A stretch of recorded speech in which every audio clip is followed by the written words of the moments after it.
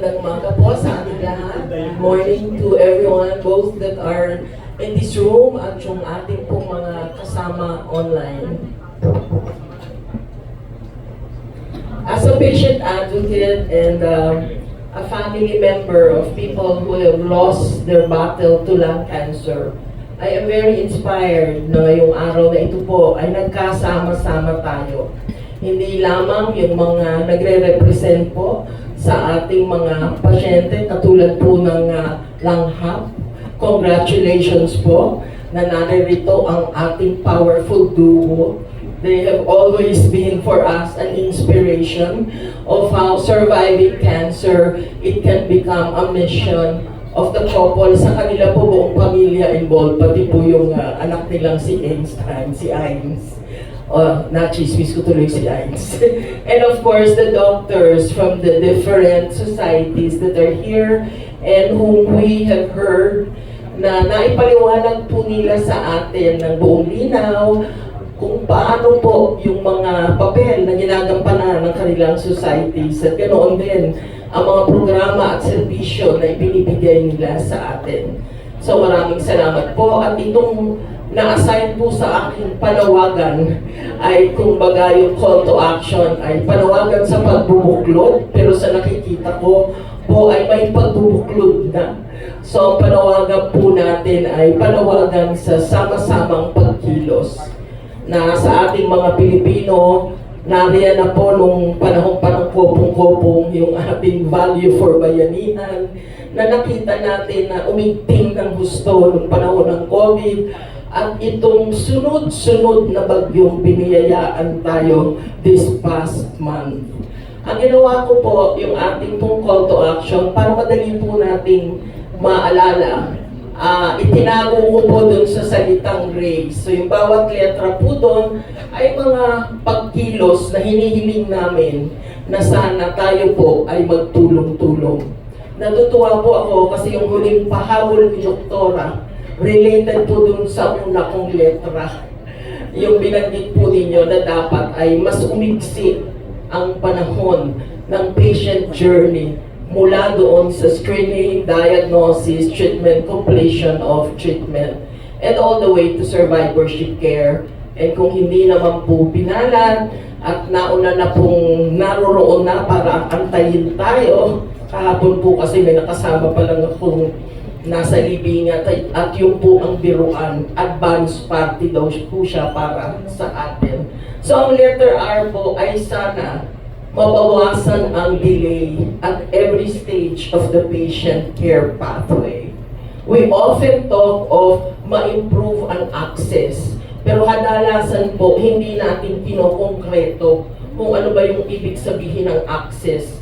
Kaya ang akala ng iba, pag may ospital at merong maaaring puntahan ng pasyente, access na yon. Pero yun po ay isang mababaw na pag-unawa at pagsasabuhay ng access. Mula po nung last year, dahil naging bahagi po kami ng Silid Bagat sa Gibuhay na programa sa Region 4A, kung saan ating pong dinidemonstrate yung pong nag-piggyback po tayo sa ginagawang X-ray na may AI. Doon ko po nakita kung ano yung mga nagiging sagabal at kung bakit number 1 nang kinukuha ng lung cancer ang ating mga mahal sa buhay. Ang isa po doon ay, sabi nyo nga, wala pang nararamdaman, so pakiramdam ng pasyente, kung wala akong nararamdaman, wala akong sakit, di ba? Pero meron namang may nararamdaman. Kaya lang, hindi nagpapatingin kasi ito po yung tinatawag natin dati na catastrophic cause of cancer sa ating po mga Pilipino, yung po ay cancer sa bulsa. Na ngayon po ay hindi na catastrophic cause. Ang ginagamit na pong terminolohiya ay financial toxicity. Ibig sabihin po, naging lason na yung kakulangan ng pera. Dahil hindi lamang na ito'y nagiging sagabal, parang ating mga kababayan na kulang, and even mga middle income po are experiencing financial toxicity na dahil po dito, ang nangyayari ay hindi lamang yung butas ang iyong bulsa, kundi kumbaga hindi ka makatulog, lahat ng anxiety na pinagdadaanan. Kaya po may mga pag-aaral po tayo na yung mga pasyente po natin na nagdaraan ng cancer at ang kanilang family members, hindi lamang po sa lung cancer, pag po pinag-aralan ng ating mga psikologista, lumalabas po ay parang meron silang mga pagkilos at mga sintomas na parang halintulad po ng tinatawag nating PTSD or yung traumatic stress disorder na kadalasan ay nakikita lamang doon sa mga nagpunta sa giyera. So ang giyera po ng cancer, ang patient journey ay napakatindi. So ano po itong mga delays na ito na lahat tayong naririto ay makakatulong. Ma-encourage all stakeholders to work together to reduce these delays. Mula po dun sa may naramdaman yung pasyente, baka ba maski magpatingin ako or maski may screening programs po tayo. Kadalasan po sinasabi natin, poor health-seeking behavior yon. Palalimin po natin, hindi sa ayaw niyang magpatingin. Takot siya na wala naman siyang pera pag may makita. So may delay po doon pa lang sa kanyang pagpunta para sa screening. Tapos assuming mo, doon sa early screening, katulad po nung ginawa natin na may AI na nga, yung X-ray, ang susunod po doon kung wala po yung programa natin, ay kukwentahin na naman nila yung pagpunta para po sa low-dose CT scan. At marami din po tayong lugar na mapping po namin yan, kaya napakahalaga po yung dun sa shortening time and reducing the delays na magkaroon po ng pagtutulungan ang mga pribadong ospital at ang mga gobyernong ospital. Kasi halimbawa po sa Region 4A, isa lang po ang government access site natin doon, nasa Batangas pa. So kung kayo ay nasa Laguna, or nasa Quezon, or nasa Rizal, napakalayo na po yun.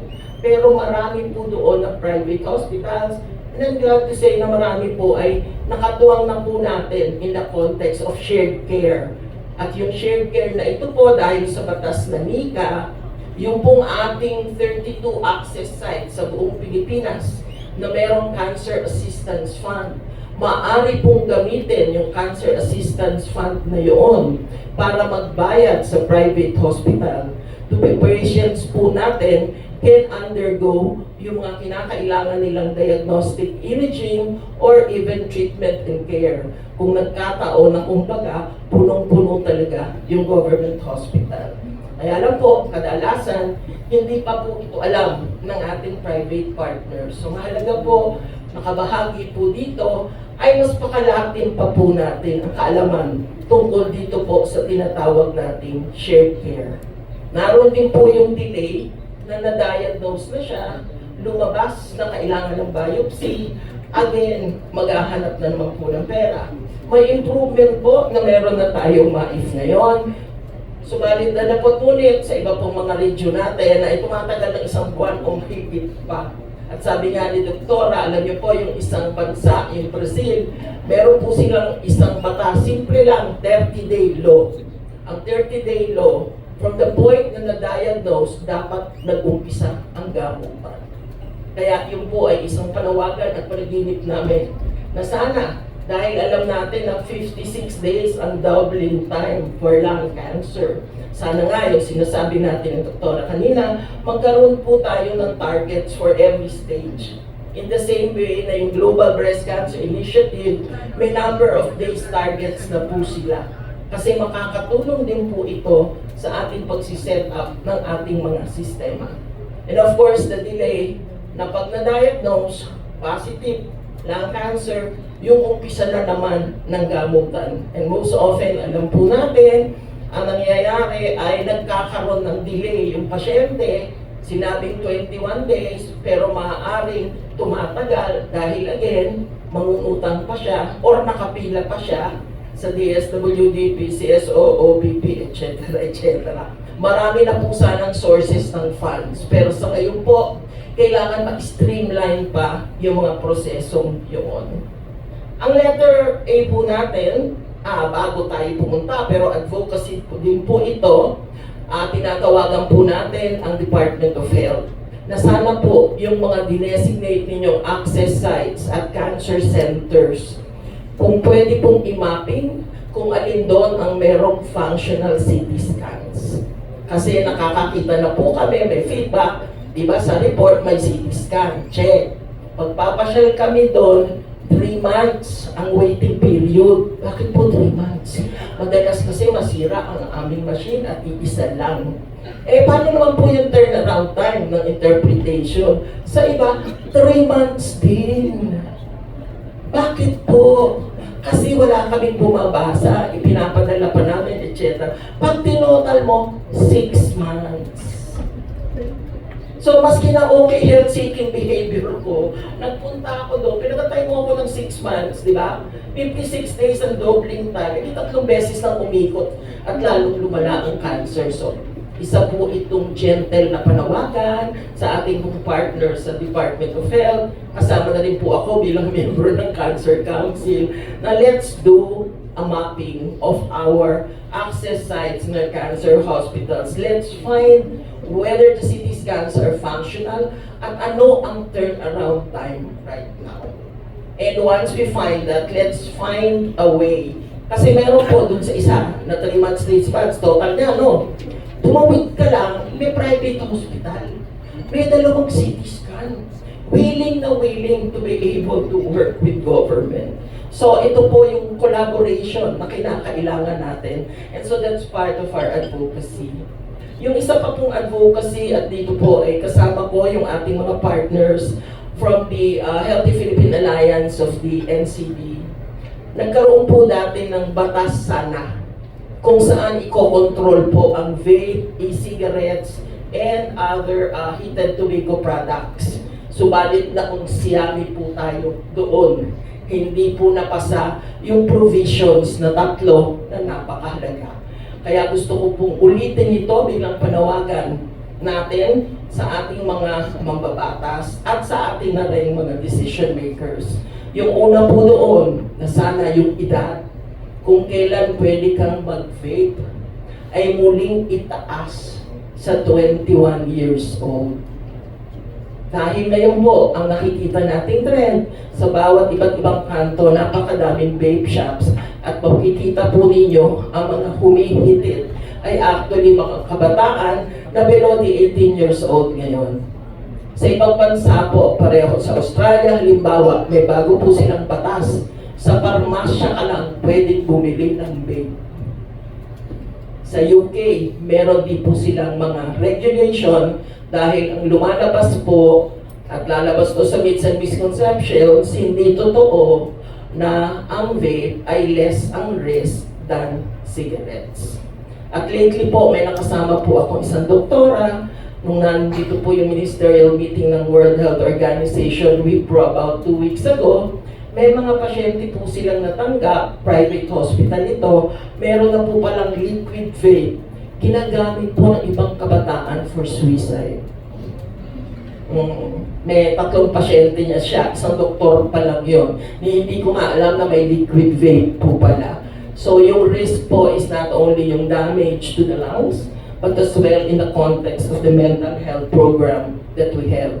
Yung isa pa po ang naging panawagan noon, sana ay mabawasan ang flavors. Kasi nga parang ice cream ang vape. Iba-ibang flavor. Kaya po napakalakas ng appeal, lalo na sa ating kabataan. Meron po akong mga pamangkin. Tapos tinanong ko, despite the fact may tita kayong namatay dahil sa lung cancer, despite the fact na may mga ganitong pag-aaral, bakit go pa rin kayo dyan sa vape? Isang word ang sagot, tita, it's cool. O, di ba? Tapos parang yung ID na nandito, tapos hitit-hitit ka lang. So, ang wala sa kanila, yung pag-iisip na meron pala siyang malaking risk din, not just for lung cancer, but for all other lung health conditions. So, kung hindi man mapasa yung provisions na yun ng batas, sana yung media friends natin ay ma-highlight yung katotohanan tungkol sa vape. Dahil even if nag-succeed tayo, nagwagi tayo in terms of smoking and tobacco control, pagdating po sa vape, medyo natatalo po ang laban natin. Ang isang napakahalaga pa ring advocacy po ay Kanina nga, na-discuss ng mga doktor yung iba-ibang risk factors in the context of lung cancer. Kadalasan po, hindi na i-spotlight natin yung risk of second-hand and third-hand smoke exposure. Kaya po marami tayong non-smokers na mga bata pa, nagiging younger po ang age. And there have been some journal studies that has been done in Singapore and other countries kung saan katulad ng nasabi nyo ay parang nadadagdagan ang bilang ng non-smokers na nagkakaroon ng lung cancer. Ang isang dahilan po, hindi kayo nagsisigarilyo. Lagi kayong nasa opisina o nagtatambay kayo dun sa mga lugar na maraming nagsisigarilyo. Yung buga po, yun ang tinatawag na second-hand smoke. Meron din pong third-hand smoke na hindi rin masyadong napag-uusapan na dapat mas pag-usapan. Noong panahon po ng COVID, hindi natin pinapapasok sa ating bahay ang mga kasamahan natin na mahal na buhay na galing sa trabaho, nagpapalit muna ng baro, naliligo, and so on. Ang third-hand smoke po, dumidikit ang smoke ng sigarilyo doon po sa damit or sa katawan. So yung hello, I'm home, I love you, may kasama po yung regalo na yung toxins mula sa sigarilyo. Matindi po ang epekto ng second and third hand smoke. 15 to 20% daw po ng may lung cancer. This is from WHO. Hindi ko lang po alam sa context ng bayan mismo natin. Ito yung mga non-smokers na nakuha po yan from second and third hand smoke. At yung isa po na kaya gusto kong i-share dahil ako mismo hindi ko yun alam. Dati po, pinag-uusapan po naman natin na may mga toxins sa workplace. Pero yung toxins sa kabahayan mismo natin, hindi po natin alam, kaya dapat po i-advocate sa mga ahensya ng gobyerno na dagdagan ang kaalaman natin na meron pong toxic substance na ang pangalan ay radon, R-A-D-O-N. Hindi po siya nalalanghap, hindi po siya nakikita. Pero ayon po sa WHO agency, yung pong tinatawag nating Institute for Research in Cancer, ito po ay isang carcinogenic. At ano po nakakabahala dito? Ito po ay hindi lamang sa labas ng bahay, kundi sa loob ng bahay natin mula po sa ibang mga appliances natin. Itong September po, may naglabas na ng pag-aaral. Ipinakita po yung risk factors associated with radon sa loob po ng bahay. Halimbawa po, yung mga gumagamit po ng mga gas stove. Kailangan po, pag gumagamit kayo ng gas stove, ang kumbaga simple solution, kailangan po bukas lahat ng bintana at saka kung meron kayo nung sa taas na pang exhaust, naka-on din yun. Dahil may mga pag-aaral na po kung saan may isang babae, non-smoker, di halos lumalabas ng bahay, etc. Meron po equipment na ginamit, nakita unusually high room radon level sa bahay niya. Kaya siya nagkaroon ng lung cancer. So ito po ay may scientific basis na, and WHO itself has been trying to provide more information on this. So sana tayo rin po. Maski po pala yung ating, kasi alam na ano po yung gas stove, maski po pala yung ating heater at yung sa washing and drying, hindi dapat sa loob ng bahay, dapat nasa labas. Pero ang basic lang, bukas ang mga bintana. Ang problema, ang mga bahay ngayon, maliliit na ang bintana. Kabahagi din po ng ay yung palakasin po natin, paigtingin, amplify yung boses po ng ating mga survivor, pasyente, pamilya at carers. Pareho po ng ginawa natin ngayon na nagbigay po tayo ng pagkakataon sa isang survivor natin na maibahagi ang kanyang tinatawag na lived experience. Dahil ang paniniwala po natin, ang anumang pulisiya, guideline, or standard na gagawin, hindi lamang ng medical community, but ng iba't ibang ministro ng gobyerno, ito ay mas magiging responsive, makabuluhan, kung naroon ang boses at ang lived experience ng ating mga pasyente. Sa darating na Mayo po, may lalabas na mula po sa WHO Geneva na isang dokumento kung saan pinahahalagahan ang lived experience ng cancer patients at nananawagan sa mga gobyerno na magkaroon tayo ng papel at boses sa iba't ibang policy shaping discussions. Ang letter I po natin, gaya ng nabanggit kanina, yung pagmamarites, di po ba, may marites na positibo, pag tamang impormasyon ang napapaikot, meron din negatibo. Ang isa pong, kumbaga, blockbuster na marites tungkol sa lung cancer na kailangan nating liwanagin at itama ay yung hindi naman ako nagsisigarilyo so hindi ako magkakaroon ng lung cancer.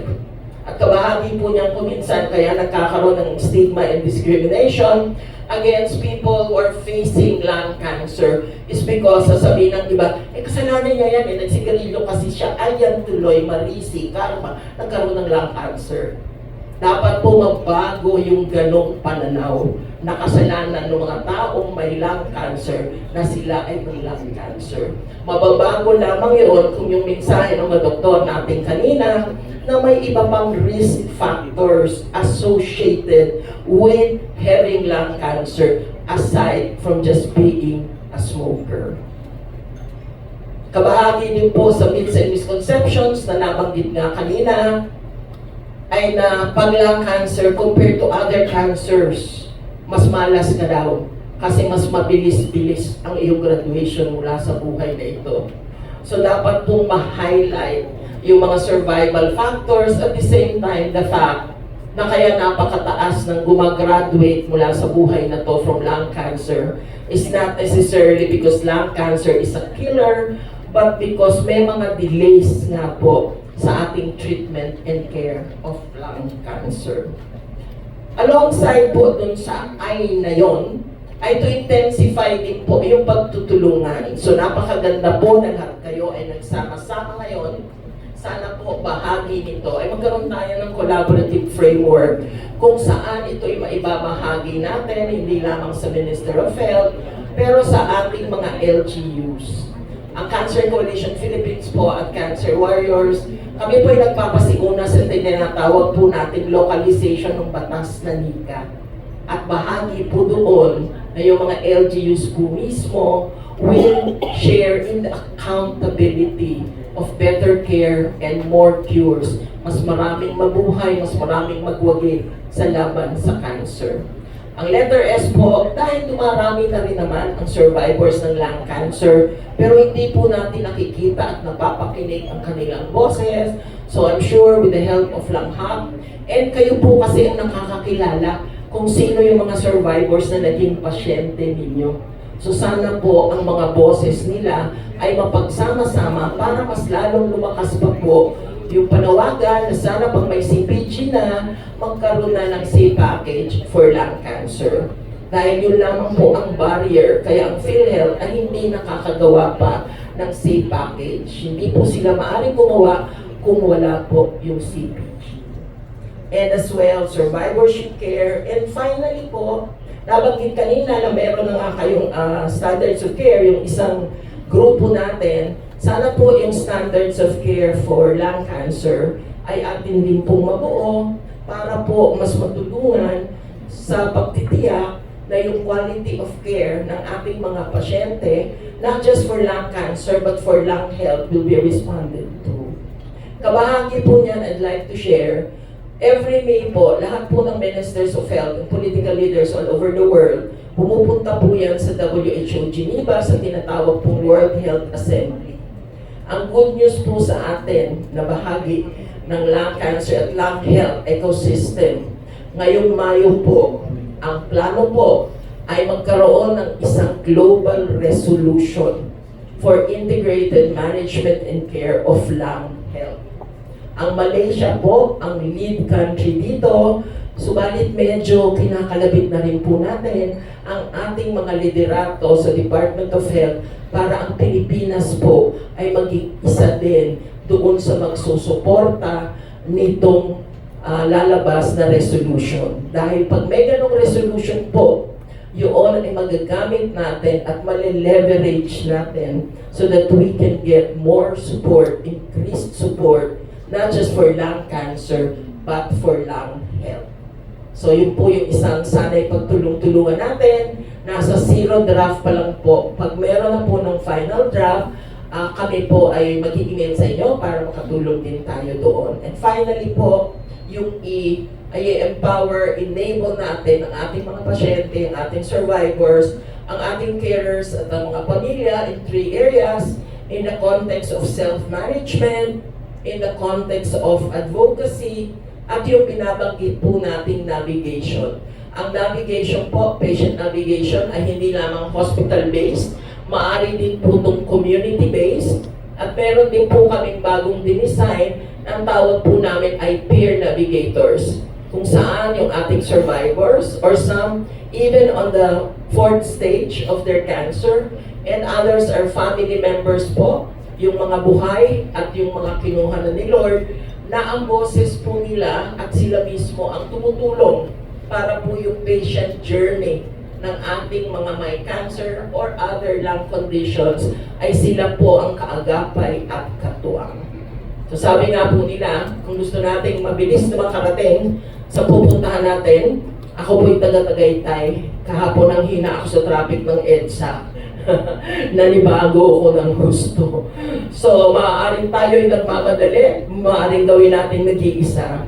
Pero kung gusto po natin makarating sa ating pupuntahan at yung pong ating mga shared goals and shared ambitions for lung cancer patients, kung gusto po natin ito'y maging isang bagay na hindi na panaginip pero totoo na, kailangan po we need to walk together and work together. So we look forward po na makasama kayo sa pagtuwang, sa paggabay, sa pagtulong sa ating mga pasyente, sa ating survivors, at sa kanilang mga pamilya. Ang huling panawagan po by next year, sa susunod na Congress, meron po tayong batas na ipapanukala na tinatawag na Carers Law.